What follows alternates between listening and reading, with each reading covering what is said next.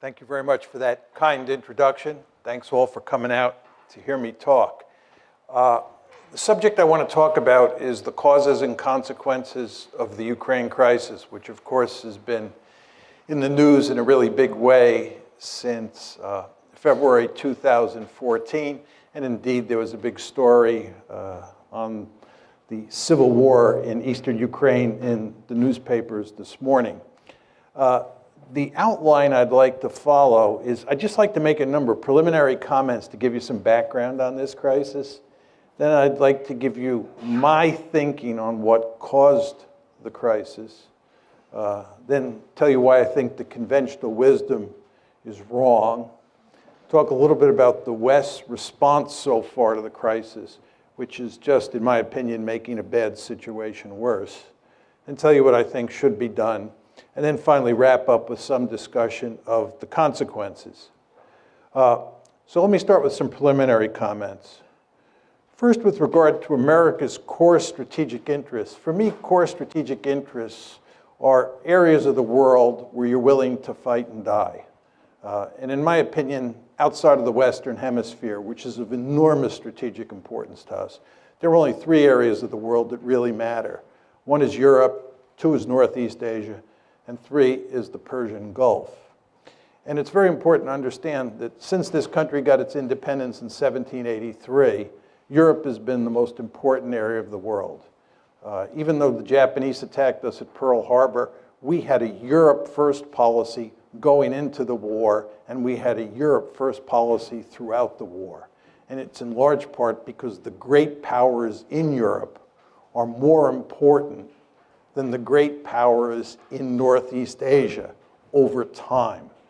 And of course, the Persian Gulf was an important area because that's where the oil is, and oil is a critical resource that matters greatly in the international system. So those are the three most important areas outside the Western Hemisphere. And again, since the beginning of this country, Europe has been number one. You want to understand that we're undergoing a fundamental shift of great importance. Asia, because of the rise of China, is going to be the most important area of the world for the United States. The Persian Gulf, because it's inextricably linked with Asia, oil flowing to India, oil flowing to China, the Persian Gulf will be number two. And Europe will be a distant three. We're basically leaving Europe in the rearview mirror. And of course, you want to keep this in mind because the Ukraine crisis is in Europe and it involves NATO. Just how to think about the geography of Europe. This is a simple, if not simplistic, way of thinking about it. But here's a map. You can see where Ukraine is. You can see where Poland is. You can see where Russia is. The way I think about European security is there's France, Germany, Poland, Ukraine, and Russia. Of course, we're moving from west to east. These are the big kahunas. These are the big countries that matter. And of course, the two countries that matter the most historically are Germany and Russia, or for most of the 20th century, Germany and the Soviet Union. And I put them in red because, as you well know, both Germany and the Soviet Union fought bitter wars in Poland, in Ukraine, and we could add in Belarus as well, if need be. But as we go along here, you want to keep in mind that Ukraine is right next to Russia, and Poland is right next to Ukraine. And then out further west is Germany and France. Take this a step further. This is the ethnic breakdown of Ukraine. I'm going to show you a number of maps, all of which are designed to show you that Ukraine is a badly divided country, and what's taking place inside Ukraine today is in good part a civil war. And to that extent, it doesn't have that much to do with what the Russians or the West are doing there. And as you can see in red are mostly Ukrainian-speaking people. And then as you move further east, you're talking about lots of Russians and certainly lots of Russian speakers. This is the Ukraine election of 2004. This is the election in the wake of the famous Orange Revolution, which I'll talk more about. As you can see, the country is badly divided between the East and the West. The Russian speakers in the East and the Ukrainian speakers in the West. This is the 2010 election, which resulted in Yanukovych getting elected. I'll talk about President Yanukovych as we go along. He was elected in 2010. And you can see there the voting patterns in the 2010 election look a lot like the voting patterns in the 2004 election. And then these are two recent surveys that came out from the International Republican Institute, that's here in the United States. This one says, if Ukraine could enter only one international economic union, which of the following should it be? And of course, the blue is the EU, and the light blue is the customs union, or actually the red is the customs union of Russia, Belarus, and Kazakhstan. And the cities up at the top are in Western Ukraine, and the cities down on the bottom are in Eastern Ukraine. So you can see very clearly that people in the West would like to join the EU. People in the East have little interest in joining the EU. Those are the EU numbers. Here are the NATO numbers. I mean, these two charts look virtually the same. But all of this tells you that you have a badly divided country. And the conflict between the West and Russia over Ukraine is played out in the context of this situation. This is a simple little view graph that shows Europe's dependence on Russian gas. It's quite clear from that view graph that many of the countries in Eastern Europe and even countries like Germany are heavily dependent on Russian natural gas. And of course, that gives the Russians lots of political leverage in this crisis, and it makes it very difficult for us to put pressure on the Russians. Okay, those are just a number of preliminary comments I wanted to throw out just to set this up. Let's talk about the causes of the conflict. I think if you're going to talk about the causes of the conflict, you have to come at it from three different perspectives. First of all, you have to ask, what are the deep causes of the crisis? What are the structural factors that underpin this conflict? Then you have to talk about the precipitating causes, because the crisis broke out on February 22nd, 2014. Things were not terrible until February 22nd, 2014. And that's when everything went to hell in a handbasket. And the question is, what caused it then? If you focus on deep causes, it can't tell you why something happened in February 2014, but the precipitating causes are designed to get at that. And then what we want to talk about is the Russian reaction, why the Russians did what they did with regard to Crimea, with regard to Eastern Ukraine. We want to talk about exactly what they did and then why they did it. So let's start with the deep causes. My argument is that the West is principally responsible for this mess, not the Russians. This, of course, is not the conventional wisdom in the United States. And in fact, except for Steve Cohen, who's now at now at NYU, he used to be at Princeton, Henry Kissinger, and maybe a handful of other people, there are not many people who agree with me. But I think the facts are quite clear on this, that the West is responsible. And my aim is that the main deep causes, the aim of the United States and its European allies, to peel Ukraine away from Russia's orbit and incorporate it into the West. Our basic goal has been to make Ukraine a Western bulwark on Russia's border. And Russia says, this ain't happening, period, end of story. And we will do everything we can to make sure it does not happen. That's the deep cause. Now, take it a step further. There are three key elements in our strategy. The first is NATO expansion, and in many ways the most important. And I'll talk in some detail about that in a second. But as you all know, since the Cold War ended, starting with the Clinton administration, we have been moving NATO eastward toward Russia's border. And the Russians have said, this is an absolute no-no. And I'll walk you through the story in a minute. Second is EU expansion.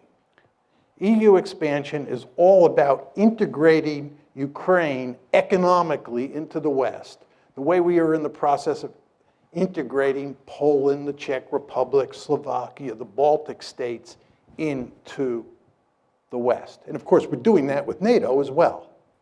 These are two sets of institutions: NATO, military institution; the EU, an economic institution. And the idea, again, is to take Ukraine, peel it away from Russia, make it part of the West. The third part of the story is fostering an orange revolution. This is all about promoting democracy in Ukraine and in other places. As you all know, the United States runs around the world trying to topple regimes and put in their place democratically elected regimes. And for almost all of you, me included, it's hard to be against promoting democracy. We all love democracy. But if you're Vladimir Putin, or if you're part of the leadership in Beijing, when the United States talks about democracy promotion, that means toppling your regime. And you won't be surprised to hear this. They don't like that in Beijing, and they don't like that in Moscow. Right? They do not like that. Right? The Chinese believe that we're behind the protests in Hong Kong. You go to Beijing and you talk to Chinese elites, the idea that we're promoting democracy around the world, and especially in East Asia, just drives them crazy because they think they're in the crosshairs. And you know what? They are in the crosshairs, because our basic strategy is to topple regimes all over the world, not simply because we like democracy, but because we believe that whoever gets elected will be pro-Western. So we're killing two birds with one stone. We're promoting democracy and getting leaders who are pro-American. But again, you can see the strategy here: NATO expansion, EU expansion, and promoting democracy. Say a bit more about NATO expansion because it's so important. NATO expansion took place in two tranches. The first one was in 1999. That's when you get Poland, the Czech Republic, and Hungary incorporated into NATO. The second big tranche was in 2004. And that's when the Baltic states, you can see Estonia, Latvia, and Lithuania up top, Romania, Bulgaria, these are the light brown countries. That's the second tranche of NATO expansion. Now, the Soviets made it clear from the mid-1990s they were adamantly opposed to NATO expansion. But number one, they were too weak to do anything about it. And two, it didn't involve the states that were right on their border. I mean, there's no question, as you can see from the map, that Latvia and Estonia are on Russia's border, and Lithuania as well, if you want to include that little enclave between Poland and Lithuania. But the fact is, these were very small states. It was early in the game, and the Russians were willing to live with it. But then the big trouble starts. And it comes in the famous Bucharest summit, NATO's Bucharest summit in April 2008, where at the end of the summit, a declaration is issued which says, NATO welcomes Ukraine's and Georgia's Euro-Atlantic aspirations for membership in NATO. We agreed today that these countries will become members of NATO. The Russians made this perfectly clear. This was unacceptable. Russia's deputy foreign minister said, Georgia's and Ukraine's membership in the alliance is a huge strategic mistake which will have most serious consequences for pan-European security. Putin himself said, Georgia and Ukraine becoming part of NATO is a direct threat to Russia. You all remember that there was a war between Russia and Georgia in August 2008. That war was a consequence of this, because the Georgians thought we were sending them a signal that they could get uppity with the Russians and we would back them because they were going to become part of NATO. That's not what happened. And you know what happened. The Russians clobbered the Georgians, and Georgia is in deep trouble today because it thought it could become part of NATO. So you want to remember that April 2008 summit, very important. That declaration, very important. And then what happens is you have a war. So those are the deep causes, those three strategies: NATO expansion, EU expansion, and promoting democracy. What about the precipitating cause? The key events leading up to the coup. It's the coup of February 22nd, 2014 that's of enormous importance. That's what really throws the crisis into gear. Just think about that word, coup. Orange Revolution, promoting democracy, the coup, February 22nd, 2014. So the question is, what causes the coup? It all starts in November of 2013.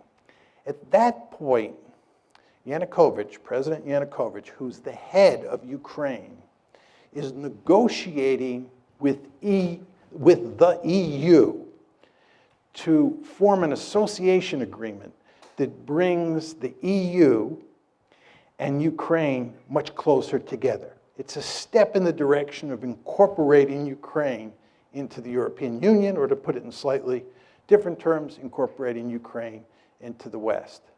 The Russians make it clear that this is unacceptable. The Russians are willing to do a deal that involves the EU, Russia, the IMF, and Ukraine. But the idea that Ukraine is going to do a deal exclusively with the EU and the Russians are going to be left out in the cold is not something that Putin is willing to countenance. He puts significant pressure on the Ukrainians. He offers them a terrific deal. And as you can imagine, the EU is not offering Ukraine a particularly good deal, because you know how much corruption there is in Ukraine. And the EU wants Ukraine to eliminate that corruption, which the Ukrainians really don't want to do. So what Putin does is not only make it clear that that deal is not going to happen, but he often just offers a sweetheart deal of his own. So Yanukovych, on November 21st, says no to the EU. This leads to a series of protests. The Ukrainian government, truth be told, under Yanukovych, overreacts to the protests, which causes them to spiral out of control. And in January of 2014, you can see there, January 22nd, 2014, you have your first two deaths in the protests. These are the Maidan protests. And then in the February 18th through February 20th time period, lots of people die. It's really messy. And what happens is that a number of European foreign ministers, the German foreign minister, French foreign minister, they fly to Kiev, and a deal is worked out to have elections that will, in effect, remove Yanukovych from power. But the protesters refuse to accept the deal. And there are significant fascist elements among the protesters who are armed, right? There's killing on the Maidan. And as a result, Yanukovych flees for his life to Russia. And this all happens on February 22nd. And, oh, did I not have that slide on? I'm sorry. One of the problems with this lectern is you can't see. I'm sorry, that's the slide that has all the key events. Oh, gosh. Sorry. I have two slides up here, so I lost track of the fact. So here are the key events after the coup. On February 23rd, Parliament votes to repeal minority language laws in the East. This is basically the Russian language. And then on February 27th, Russian units begin seizing checkpoints in the Crimea. On the 28th, additional Russian forces begin moving into the Crimea. The Russians didn't conquer or invade Crimea. Excuse me, the Russians didn't invade Crimea. They were already there because they had a leasing agreement. There's a naval base at Sevastopol, and the Russians were leasing that naval base from Ukraine. So they had military forces there. So when it says Russian units begin seizing checkpoints on the 27th, those were Russian units that were already there. Then additional Russian forces begin moving in on the 28th. And then on the 6th, the 16th, and the 18th, you have a scenario, you have a handful of events that lead to Russia incorporating Crimea. And then, of course, shortly after that, conflict breaks out in eastern Ukraine. And although we do not have a lot of hard evidence that the Russians are physically involved in eastern Ukraine, I think it's quite clear that they are physically involved, that there are Russian troops there. How many is very hard to tell from the outside. I think it's very clear that the Russian government is going to great lengths to make sure that those pro-Russian forces in eastern Ukraine are capable of maintaining a certain amount of independence, and I'll talk more about this in a second. Okay, understanding the Russian response.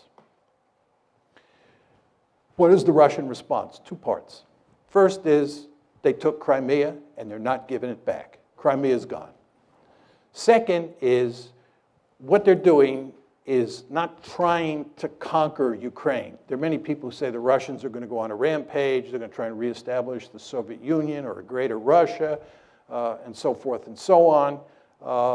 That's not going to happen. Putin is much too smart for that. You remember what happened when the Russians invaded Afghanistan? You remember what happened when we invaded Afghanistan? You remember what happened when we invaded Iraq? You remember what happened when the Israelis invaded southern Lebanon? You want to stay out of these places. In fact, if you really want to wreck Russia, what you should do is encourage it to try and conquer Ukraine. Putin, again, is much too smart to do that. What Putin is doing is he's basically in the process of wrecking Ukraine, and he's telling the West in very simple terms, you have two choices. You either back off, right, and we go back to the status quo ante before February 22nd, 2014, where Ukraine is a buffer state, or you continue to play these games where you try and take Ukraine and make it a Western bastion on our doorstep, in which case we'll wreck the country. And they are, of course, now in the process of wrecking it, right? And they're going to keep this conflict going for as long as they have to. That's the basic game here. Again, two steps. One, took Crimea. No way they're going to ever let Crimea become a NATO base. And remember, the name of the game here is to make Ukraine part of NATO. Not happening. And they're not getting Crimea. We've taken Crimea, we're keeping it, number one. And number two, you want a frozen conflict or you want to wreck Ukraine so that it can't become part of the West. Question number two here is what motivates this? What motivates this is that Russia's a great power and it has absolutely no interest in allowing the United States and its allies to take a big piece of real estate of great strategic importance on its western border and incorporate it into the West. This should be hardly surprising to the United States of America. As all of you know, we have a Monroe Doctrine. The Monroe Doctrine basically says that the Western Hemisphere is our backyard, and nobody from a distant region is allowed to move military forces into the Western Hemisphere. I can tell from looking at the audience that most of you are old enough to remember the Cuban Missile Crisis like I am. You remember how we went stark raving crazy at the idea of the Soviets putting military forces in Cuba? This is unacceptable. Nobody puts military forces in the Western Hemisphere. That's what the Monroe Doctrine is all about. Can you imagine 20 years from now a powerful China forming a military alliance with Canada and Mexico and moving Chinese military forces onto Canadian and Mexican soil, and us just standing there and saying, this is no problem. We're all 21st century people, and worrying about Chinese forces there is what 19th century people like Vladimir Putin worry about. Of course that's not going to happen. We're going to maintain the Monroe Doctrine with regard to China just as we did with the Soviet Union during the Cold War. So nobody should be surprised that the Russians were apoplectic about the idea of us putting Ukraine on the western side of the ledger. And by the way, they told us, I gave you the quotes, in the wake of the Bucharest summit. I told you what happened in August 2008 with the Georgia war. The precedents were there. The rhetoric was there. They told us. But we did not stop our efforts to make Ukraine part of the West. And the Russians responded. Was it surprising? For some reason, President Obama and virtually all of the elites in the West were surprised. I guess this is because they're 21st century people, right? And they think that balance of power politics doesn't matter anymore. If you think these people in Washington and most Americans are having trouble dealing with the Russians, you can't believe how much trouble we're going to have with the Chinese. I'm very popular in China. I go to China quite often. And I usually start my talks by saying, it's good to be back among my people. Because when I'm in China, I'm intellectually much more at home there than I am in Washington. Because in Beijing, much like in Moscow, you're dealing with 19th century people like me. Whereas in Washington, you're dealing with 21st century people. I think the Chinese are going to eat our lunch, right? Talk a bit about the conventional wisdom. Conventional wisdom is that Putin is the main cause of the crisis. Some say he's either crazy or irrational. Angela Merkel was making this argument for a while. He's bent on creating a greater Russia, and he bears marked resemblance to Adolf Hitler. Say a few words about each of these. I know a great deal about Adolf Hitler. I've written and I teach extensively on Nazi Germany's behavior in the 30s and during World War II. The idea that he bears any resemblance to Adolf Hitler is laughable in the extreme. It's hard to believe that serious people make that argument. The idea that he's bent on creating a greater Russia, I think if he could do it, he'd do it. He can't do it. Russia's a declining great power. And as I said to you before, if they were to try and create a greater Russia by invading Ukraine and by invading the Baltic states, they'd be jumping into the briar patch. In fact, again, if you want to wreck Russia, what you should do is tell them to try and create a greater Russia. It will lead to no end of trouble. I think Putin is much too smart for that, and he is in the process of wrecking Ukraine. I want to make that clear. And he's wrecking Ukraine because he's basically saying to the West, you can't have it, and I'll wreck it before you take it. Is he crazy or irrational? I don't think so. I think he's very strategic. And I don't think he's the main cause of the crisis, as I said to you. Another set of arguments associated with the conventional wisdom. This is that the United States is a benign hegemon seeking to promote European stability, seeking to promote stability in Asia, all over the globe, and so forth and so on. There are some countries like Japan and Germany, for sure, Poland, who view the United States as a benign hegemon. There are many countries out there who do not. Iran is one, China is another, and Russia is a third. They just don't see it that way. And because they don't see it that way, you should understand that when you take measures, you meaning the United States, that you think are going to be interpreted as benign, the other side will not see them that way. They will see them as threatening. This gets back to my point about democracy promotion. We believe democracy promotion is an unalloyed good, and we can't understand why people like Putin and the leaders in Beijing don't understand this, but they don't understand it. And if you don't recognize what other people think, you're incapable of putting yourself in their shoes, you're going to get yourself into a heck of a lot of trouble. And of course, that's exactly what happened here. And then another argument is that Putin's behavior proves that it was wise to expand NATO eastward to try to include Ukraine and Georgia, right? What's very interesting is that there is no evidence that we thought Putin was aggressive before the crisis. There's no evidence that we thought that. There's no evidence that we were talking about expanding NATO because we had to contain the Russians. Because again, NATO expansion was driven by 21st century men and women. They believed balance of power politics is dead. That's what happened here. Do you understand? Putin is a 19th century man, right? He does view the world in terms of balance of power politics, as do we when it comes to the Monroe Doctrine in the Western Hemisphere. But in this case, in the case of Europe, we were thinking like 21st century men and women. And we thought that we could just drive right up to his doorstep and it wouldn't matter, right? We did not think that Russia was aggressive. What happened here is that after the crisis broke out on February 22nd, we then decided that Russia was aggressive. We then decided that Russia was bent on creating a greater Russia. It was after the fact. By the way, this is why President Obama and virtually all of Washington was caught with their pants down when this crisis broke out after February 22nd, because they did not see it coming.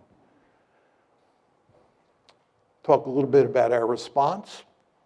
We're basically doubling down. We're getting tougher and tougher with the Russians. That's our strategy. And that's exactly what you'd expect if you're going to blame them, given that we're incapable of blaming ourselves because we never do anything wrong. You all know that. All the problems in the world are caused by everybody else, never by the United States, because we're a benign hegemon. Well, if we're the good guys and they're the bad guys and they're misbehaving, they're bent on creating a greater Russia, oh my God, this is the 1930s all over again. Any sort of concession to Putin is Munich, October 1938. Can't do that, so what you do is you double down. You get tougher and tougher. Then this brings us to the question of whether we can succeed or not. My argument is you're playing a losing hand, right? And the reason you're playing a losing hand is because this is a competition between economic considerations and security considerations. The basic mindset of people in the West is that you can punish the Russians economically and they'll throw their hands up. My argument is when security considerations are at stake, when core strategic interests are at stake, and there's no question, ladies and gentlemen, in Russia's case, this is a core strategic interest, countries will suffer enormously before they throw their hands up. Right? So you can inflict a lot of pain on the Russians, and they're not going to quit. And they're not going to quit because Ukraine matters to them. And by the way, Ukraine doesn't matter to us. You understand there's nobody calling for us to fight in Ukraine. Even John McCain, who up until recently has never seen a war he didn't want to fight, right, is not calling for using military force in Ukraine. What John McCain is saying is that Ukraine is not a vital strategic interest for the West. That's what he's saying. It is a vital strategic interest for the Russians. They've made that perfectly clear, and not just Putin, right? So in terms of the balance of resolve, it's all on their side. And I showed you that slide up there that depicted how much economic leverage the Russians have because of all that natural gas going westward. So we're playing a losing hand here. But let's assume that I'm wrong. Let's assume that we're playing a winning hand and that we are capable of backing Putin into a corner. And we're getting close to pushing him off a cliff. Is this good? You're talking about a country that's got thousands of nuclear weapons. And the only circumstance, really, under which states use nuclear weapons is when they're desperate, when they think their survival is at stake. So what you're talking about is putting Putin in a situation where he's desperate. And if you go home and Google Putin and nuclear brinksmanship, you'll be reading all the articles that come up for the next 2 years, right? Because he's making it clear that you're fooling around with his core strategic interests. And again, he's got thousands of nuclear weapons. So you're putting yourself in a position, right? You're putting yourself in a position where you're willing to risk a possible nuclear war over a piece of real estate, Ukraine, that is not of vital strategic interest to the United States. Again, it's not of vital strategic interest to us. By the way, and this will be my final point on this, what's truly amazing about all of this is that we were talking about incorporating Ukraine into NATO when we have now acknowledged by not taking military action over Ukraine that it's not a vital strategic interest. You understand that when you incorporate Ukraine into NATO, you're giving them an Article 5 guarantee, which says you'll come to their defense if they're attacked. You only give Article 5 guarantees to countries that are of vital strategic interest, like Germany during the Cold War. What were we doing? Thinking about giving an Article 5 guarantee to a country that's not a vital strategic interest. It just shows you how discombobulated American foreign policy is these days. And of course, the Ukraine crisis is just one of many messes that we've made. As you know, we have the Midas touch in reverse. There's nothing that we do that doesn't go south. Afghanistan, Iraq, Libya, Ukraine, I could go on. So the point I'm making to you is, I do not think that this is going to work, but if it does work, I'm not sure it's a good thing. I had some quotes from the New York Times that really capture what we're doing. I won't leave them up there, but they make it very clear that we're playing hardball with the Russians.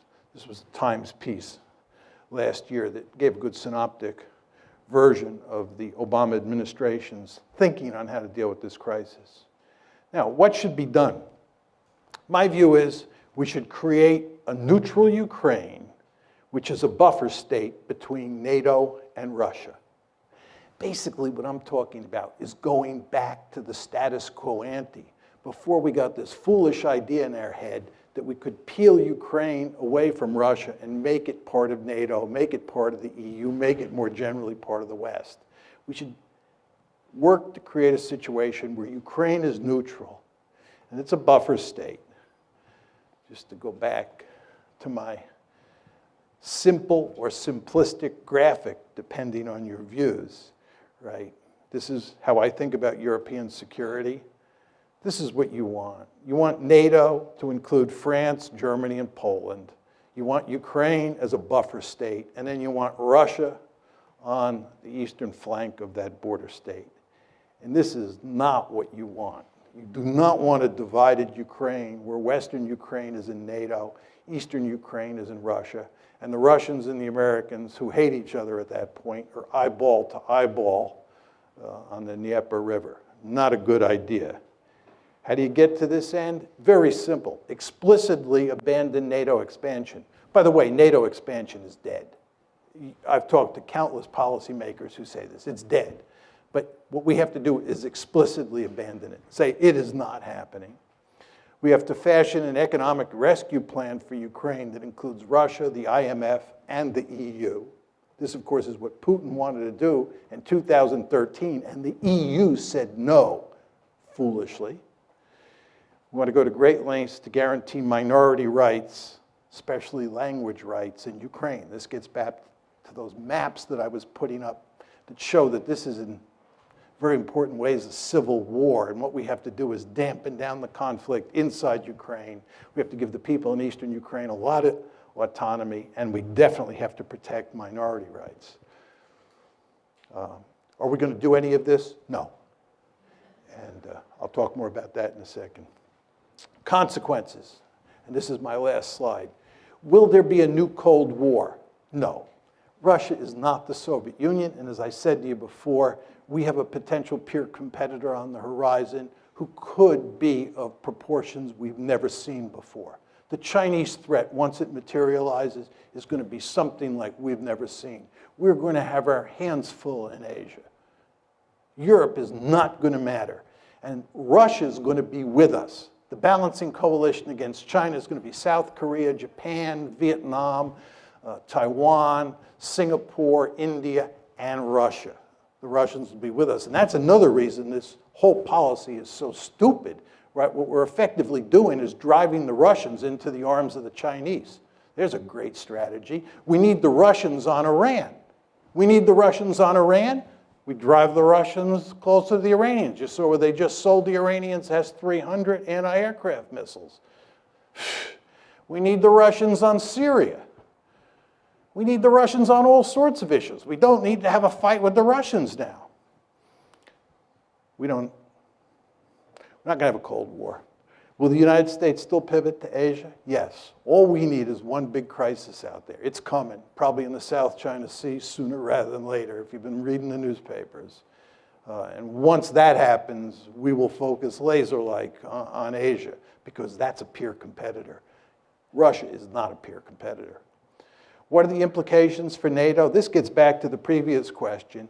I think that NATO is in serious trouble and will disappear as a functioning alliance over time, in large part because I think we're going to pivot to Asia. What are the implications of all this for our Asian allies? It's a very interesting question. I was in Japan in December of 2014, and the Japanese, like a lot of people in Asia, number one, wonder whether we're going to be there for them, right? Because they see us causing trouble over Ukraine. They see us picking a fight with ISIS.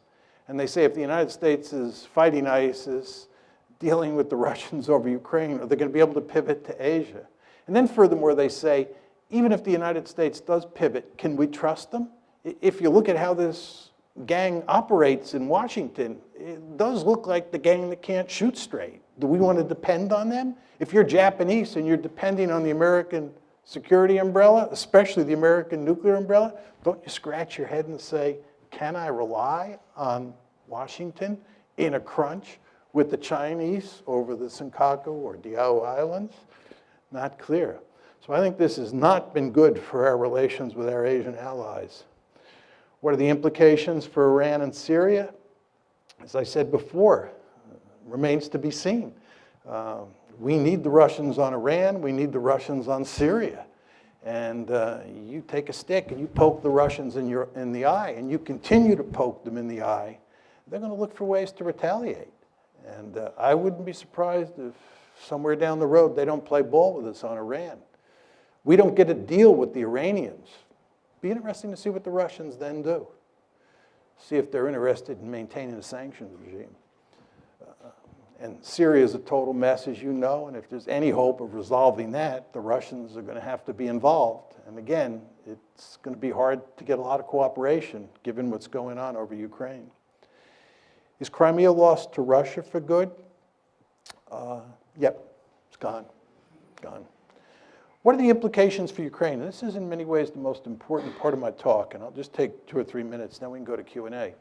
When I give this talk, many people in the West think that there's sort of a deep-seated immoral dimension to my position because I'm blaming the West and not Putin, who certainly has authoritarian or thuggish tendencies. There's no question about that.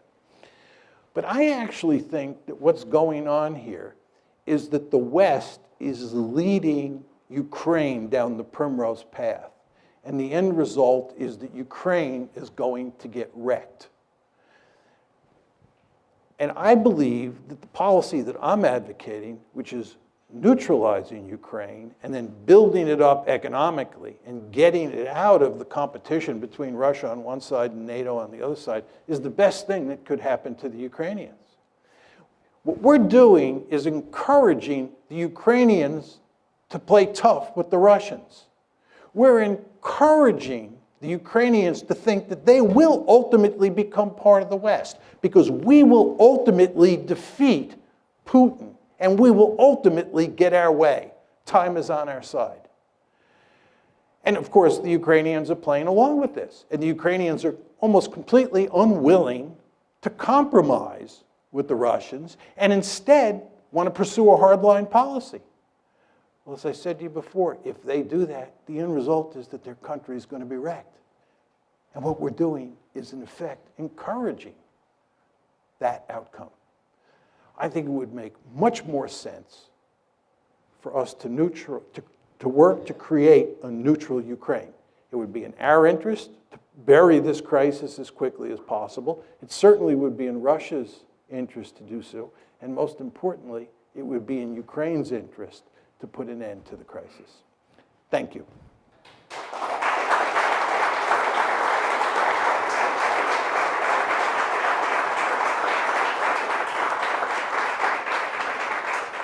I'd be happy to take questions. I would just ask people if you would stand up and just identify yourself quickly. Ma'am?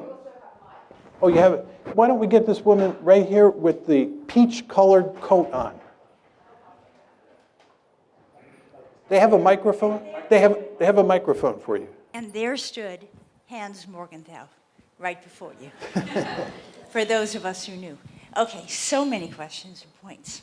First, point of information. When you talk about the gang in Washington, you need to make it clear, hopefully, that you don't mean only the present gang. You mean from at least 2008 forward, right? Yeah, I mean the whole Washington foreign policy establishment. Right. Republicans, Democrats. As far as I'm concerned, the Republicans and the Democrats on foreign policy are like Tweedledee and Tweedledum. Right. I mean, for anybody who thinks it matters whether you get Hillary Clinton or some Republican, you're living in a dream world. There's just no meaningful difference between them. They both have the Midas touch in reverse. So that leads to my second question. Is anybody listening to you and Stephen Cohen and partial, what's the one I want? The Kissinger, partial Kissinger, Stephen Cohen, and you. Is anybody listening that we could hope to vote for or support? No. I don't know, no one. So, and No. I'm gonna give this up in a moment. No. But, so there's no one, so we're really doomed, that's it, right? Okay. I mean, there's no enlightenment in store. We can't even look toward Can I just enlightenment. say something, just in response to your question? I believe that since 1989, the United States has been by far the most powerful state on the planet. And for those of you who believe we live in a unipolar world, you're effectively saying that we are the only great power in the system. And given that tremendous amount of power that we have, we're really free to go out and do all sorts of foolish things because it doesn't blow back on us in any meaningful way. The United States is a remarkably secure great power. So we're allowed to pursue these foolish policies. And in that context, it's very hard to make arguments against the establishment that carry the day. I think what will happen if China continues to rise is that it will force the United States to think more strategically. Because when you live in a serious threat environment, the point I'm making to you is that the United States does not live in a serious threat environment. We're an incredibly secure country. We're the most secure country, most secure great power in the history of the world, and we're more secure today than we have ever been in our entire history, despite all the rhetoric that you hear from Washington and in the media about how dangerous the world is. This is just not a serious argument. It's not a dangerous world, right? We are incredibly secure. We have a peer competitor. It'll force us to focus the mind, much the way happened when the Soviet Union was there, Nazi Germany was there, Imperial Japan, Imperial Germany. Really enjoyed your lecture. I have two questions briefly. It's hard to take issue with the goal of a neutral Ukraine, but some years before the crisis broke out, I used to listen to RUI, which was Radio Ukraine International on shortwave, and they were fairly open about the cultural crisis within the country leading back a few years before this. As I look at, say, the former Czechoslovakia, do you see a possibility of two neutral states formerly known as Ukraine as non-viable, and if so, why? Yeah, if you look at what happened in Europe after World War II, Yugoslavia broke up into a series of remnant states. Czechoslovakia, as you pointed out, broke up into a series of remnant states. And the Soviet Union itself broke up into a series of remnant states. And that's because inside of those territorial boundaries, you had different nations that wanted their own states. Serbs, Croats in the case of Yugoslavia, Czechs, Slovaks in the case of Czechoslovakia. And we know that there were probably 15 or 16 different groups inside of the former Soviet Union. So the question is, inside Ukraine, do you have a similar situation between the people in the East and the people in the West? I think if you look at the survey data, it still shows that the clear majority of Ukrainians in both the West and the East want to maintain the integrity of Ukraine. They don't want to split Ukraine in half. I think we should do everything we can to maintain that attitude among the Ukrainian people. My great fear is that as time goes by and the animosity continues to grow, that you may reach a point where there is a lot of sentiment to just break Eastern Ukraine and Western Ukraine off from each other and end up with two Ukraines. But I don't see that happening now. Second and final question. As we look at parts of our recent additions to NATO, Hungary, Romania, Bulgaria, and look at where their political systems are careening, has NATO lost the moral imperative for its reason to being? Well, I mean, what we tried to do with NATO expansion and with EU expansion and with democracy promotion was to turn all of Europe into one giant security community in which all of the member states were liberal democracies that were hooked on capitalism and deeply embedded in these institutions and would therefore obey the rules that define the institution, and we would all live happily ever after. That was the goal. And I think everybody understood that Western Europe looked terrific on all of those dimensions. And what we were going to try and do is extend these institutions eastward and consolidate democracy in countries like Hungary and Poland, and we were going to make them look more like Western Europe over time. We had some success, and there's some failures. And if you talk to most people who study Europe today and spend lots of time over there, they're quite pessimistic about where Europe is headed, not only regarding Eastern Europe, but also with regard to Western Europe. And I'm not sure in 25 years what it'll all look like. I mean, in my opinion, the biggest issue is demographic, and that is that Europeans have not been making lots of babies for a long time, and as a result, they're going to have to import lots of people. And these are countries that do not have a rich history of integrating people in a smooth way, much the way the United States does. And it's no accident, I think, that you're now beginning to see the rise of far-right parties all across Europe because of all of the immigration. So one could paint a pretty bleak picture about Europe's future. But the counter to that would be, we've now got all those countries, like Romania, right, like the Czech Republic, like Slovakia, embedded in these institutions. And these institutions will go to great lengths to combat those tendencies and in maybe a more incremental way, facilitate the spread of liberal democracy and capitalism.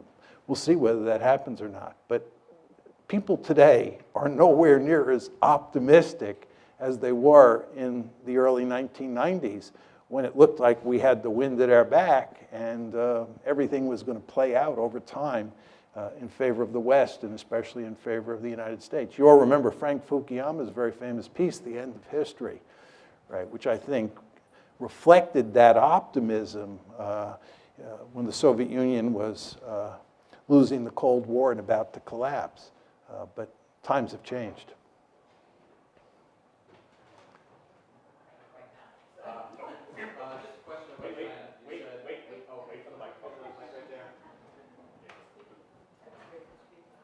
Okay. You said, quote, we're going to have our hands full with China. And so just two questions. What kind of a time frame are you thinking things might start to really happen in that direction? And can you just paint a few scenarios of the sort of things that you think might happen when we have our hands full with China, so we know what we can look forward to? Yeah. I think when you think about China at this point in time, there are three situations that stand out. One is Taiwan. Two is the South China Sea, which has been in the newspaper a great deal over the past few months. Chinese basically claim that they control all the South China Sea, and as you know, they're building airfields on reefs in the Spratly Islands, and we've told them that's unacceptable, and their neighbors, the Vietnamese, the Philippines, think that's unacceptable. So the South China Sea is a potential flashpoint. Taiwan is a second flashpoint. And the third flashpoint, which was in the news earlier this year and for much of 2013 and 2014, are those rocks in the East China Sea. The Japanese call them the Senkaku Islands. The Chinese call them the Diao Islands. As I was saying to you folks before, I was in Japan in December of last year, December 2014. And it's really quite amazing how worried the Japanese are about China.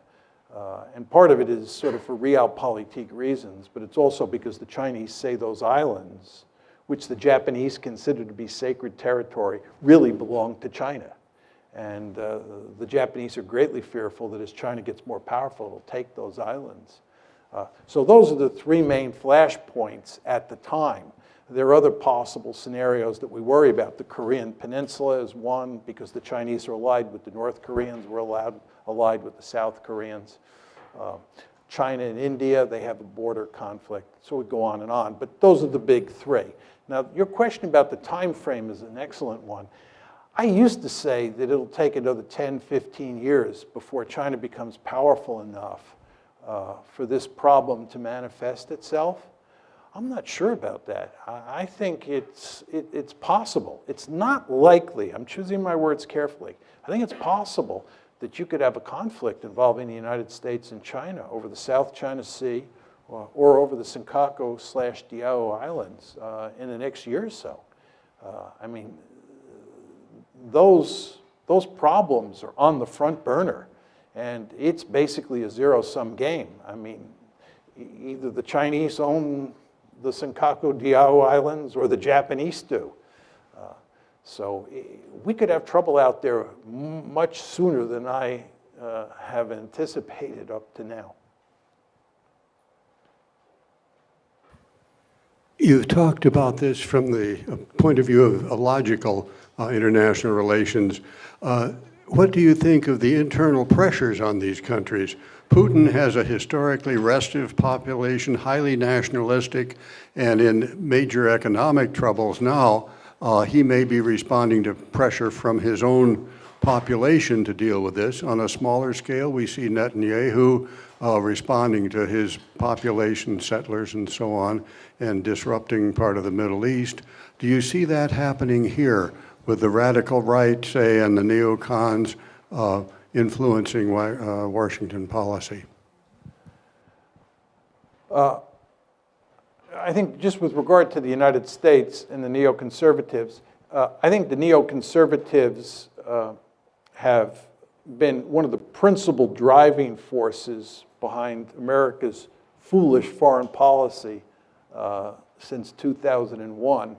But as I said before when I was talking about the Republican Party looking like the Democratic Party, there's not a lot of difference between the neoconservatives and the liberal imperialists. The liberal imperialists are the aggressively oriented Democrats, and the neoconservatives are the aggressively oriented Republicans. But they look a lot like Tweedledee and Tweedledum. So the neoconservatives matter for sure, and they mattered during the George W. Bush administration because he was a Republican president. But it's not just the neoconservatives, right? And the fact is that you have a foreign policy establishment here that is interested in intervening all over the world. You have a foreign policy establishment that's filled with people who believe that we have a right and a responsibility to intervene all over the planet. And that leads to unending trouble when you don't have the magic formula for winning the wars that you get into. See, the problem that we have is we have this interventionist foreign policy that leads to us losing all the time. It's really quite remarkable.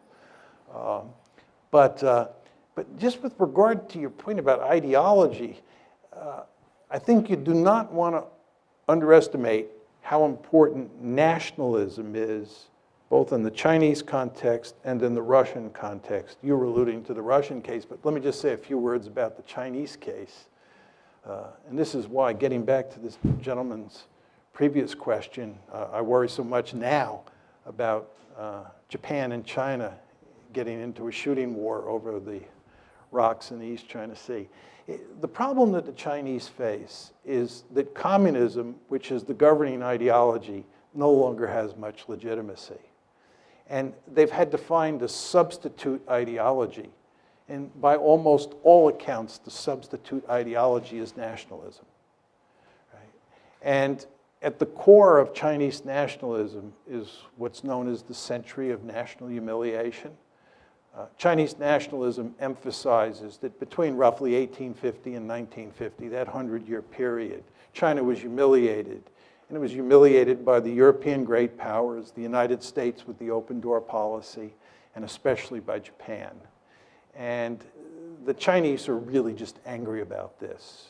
And because nationalism is so important for legitimizing the rulers in Beijing, right, this whole theme of national humiliation is front and center. Well, if you have a crisis over some islands in the East China Sea, and that crisis involves Japan mainly, but also the United States, and you're talking about the two countries that have humiliated China during that 100-year period, the potential for trouble is great. And I know a number of scholars in China who are quite dovish, who really worry about a crisis in the East China Sea spinning out of control because of the confluence of Chinese nationalism and Japanese nationalism, which I've not talked about. So nationalism is a very powerful force, not just in the Russian case, but in the Chinese/Japanese case as well. We've got two people who have had their hands up for a long time. So we have this gentleman and then that gentleman. You have the mics. Hi.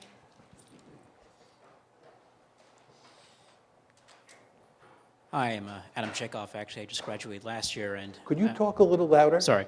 Hi, I'm Adam Chekhov. I graduated last year also. Thank you for signing the piece of paper that allowed for MALI-UN to exist as someone who participated in MUN for all 4 years.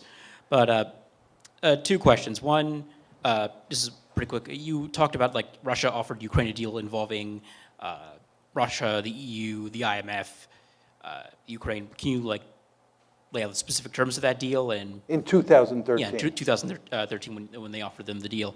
And two, this is a little more in depth. What's the first question, though? What were the terms of the deal exactly?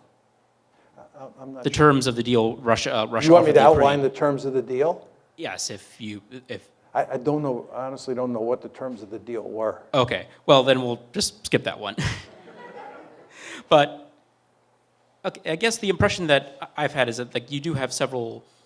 Well, certainly like the U.S. is trying to back Russia into a corner. You do have several like people in Germany, like especially mostly in Merkel's coalition partner, the SPD, like in their cabinet. I think Sigmar Gabriel is one who is pushing for like a more diplomatic solution towards the Ukraine crisis. So, in the long term, can you see like potentially Germany, which is at this point Europe's one of their most powerful states, potentially like serving in this crisis, metaphorically speaking, as the Yeah. sort of the good cop to U.S.'s bad cop, so to Yeah. speak?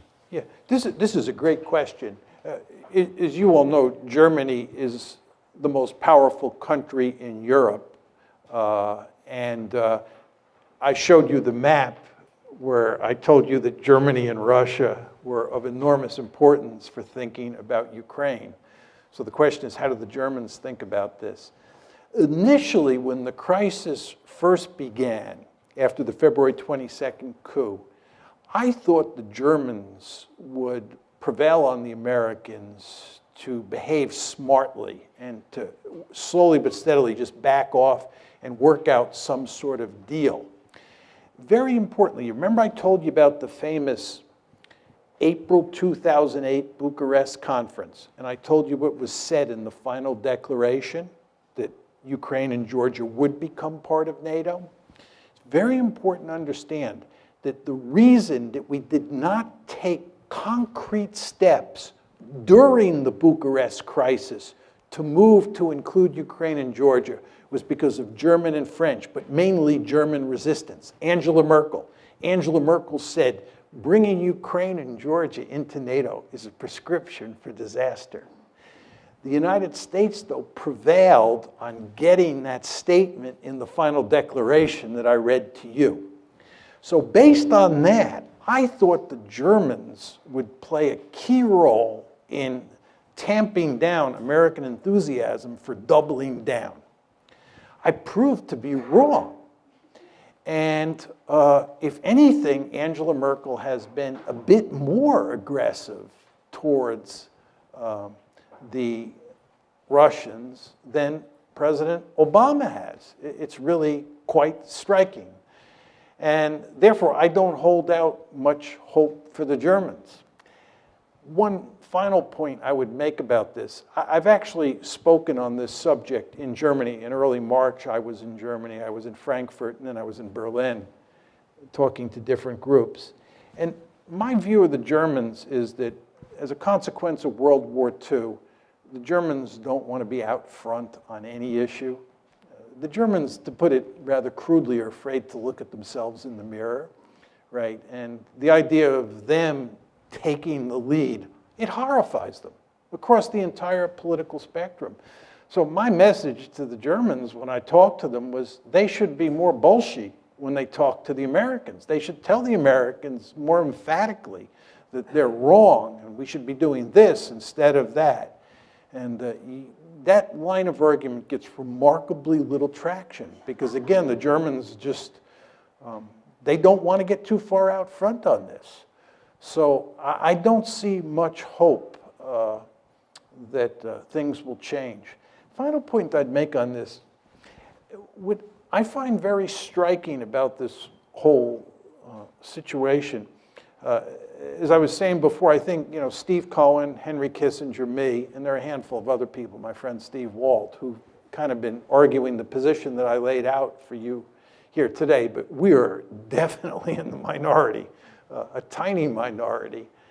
And what I find very interesting is the extent to which the media here and the media in Europe parrot the conventional wisdom, and the extent to which it's very difficult for people who represent the position I've staked out to be heard, right?